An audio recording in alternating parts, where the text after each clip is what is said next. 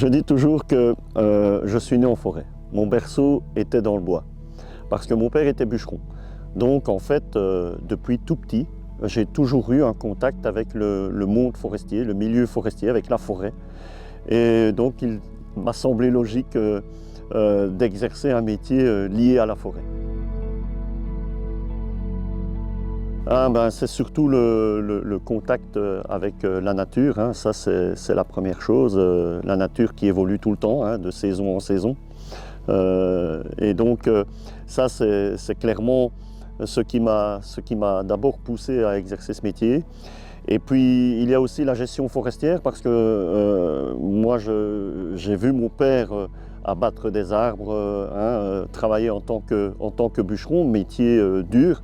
Et je voulais voir l'envers du décor, on va dire ça comme ça, la gestion de la forêt, la gestion du milieu forestier, le contrôle des exploitations. Et puis je voyais souvent passer aussi des agents des forêts, et donc ça m'a donné l'envie de faire ce métier-là.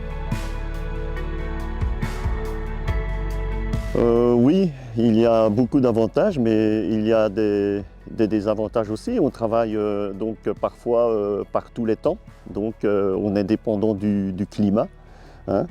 Les inventaires et les martelages en hiver, on travaille quand même parfois à des températures en dessous du zéro, sous la pluie.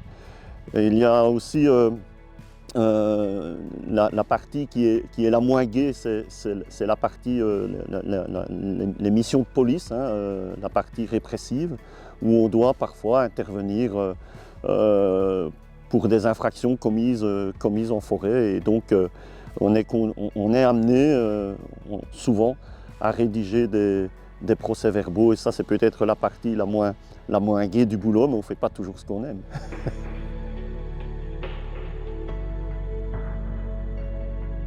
Oui, tout à fait. C'est l'ancien pavillon de chasse qui est derrière moi, qui en fait était le pavillon de chasse du Bois d'Aublin, hein.